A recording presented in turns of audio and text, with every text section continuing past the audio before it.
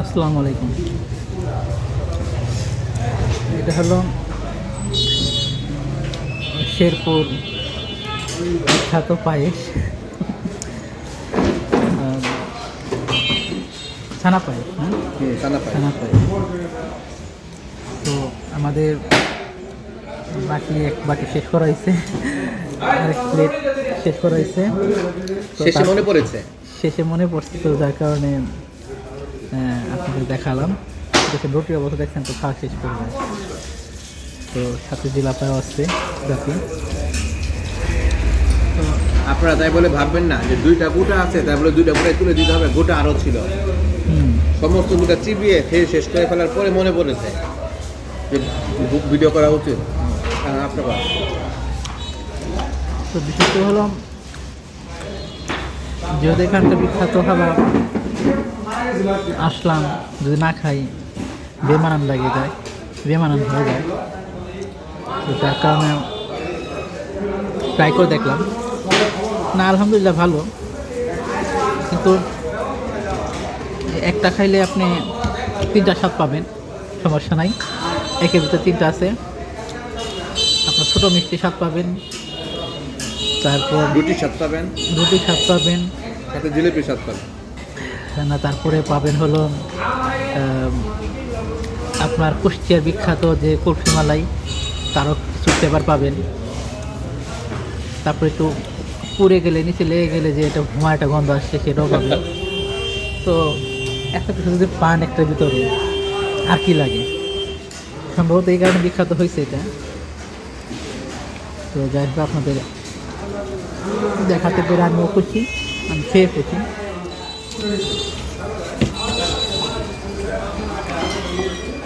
এই আর কি।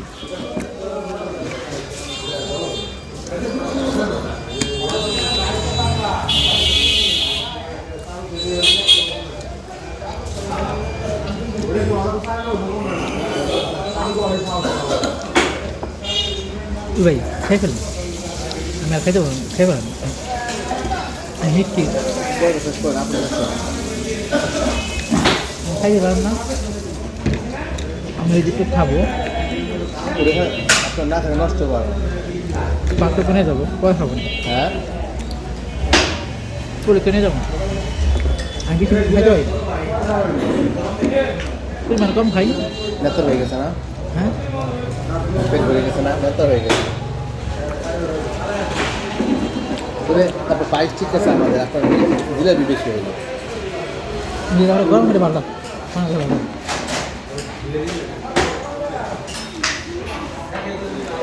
এই তো ডাল বাজে নেই, ডাল বাজে নেই, একটু মিষ্টি তো নেই। আপনার খান মানে একটা রুটি নিয়ে ডাল বাজে নেবেন, তাহলে যেন হচ্ছি ঝাল খেলে না খেলে আমার মুখ চলে গেল। তাহলে ঠিক একটা রুটি কামড় দিয়ে নেই, একটা ডাল বাজে নেই।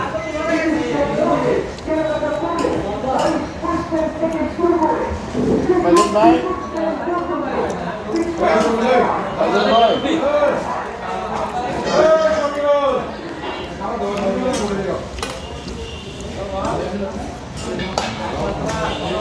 আমি বেশি মিষ্টি খাইতে পারি না, মিষ্টি কম, মানে এদিকে ভাই তেল ছাড়া কিন্তু খাবার দিয়ে দিবেন। হ্যাঁ, খাবার দিয়ে কি আছে, ডাল ভাত কি বুটের ডাল না মুগের ডাল? ডাল নাই, তাহলে ওই 10 টাকা সবজি দিয়ে একটা রুটি খাবার দিয়ে দিবেন, তেল ছাড়া খাবার দিয়ে 10 টাকা সবজি দিবেন। না খাবো দুইটা রুটি একটা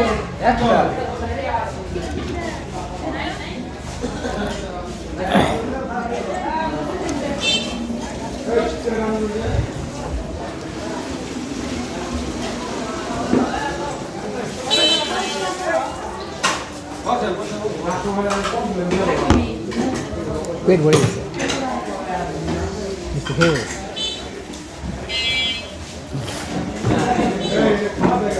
একটু ডাল খেলে না একদম জাল আসলো, গলা পর্যন্ত খাওয়া যায় জাল জিনিস। আপনার চা মানে মুখে মানে চাপাবার পারবেন না। যে যখন ঝাল খাওয়া পরে মানুষ তারপরেও খা বমি কিন্তু আসে না শুধু হা করে আর মেয়েটা খালি কোনো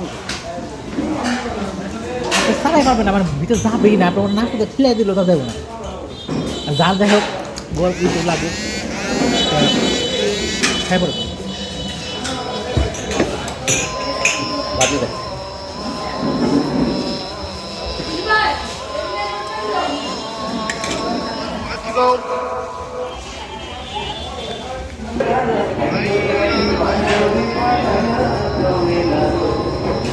এত মিষ্টি খাওয়ার পর মুখ মেরে নিছে তো এই কারণে একটু ঝাল খাচ্ছি পোয়াটা দিয়ে প্রায় হাফ কেজির মতো খানা পাইতে ফেলছি তারপর আরও এক পিস তারপরে একটা জিলাপা তো এই আর কি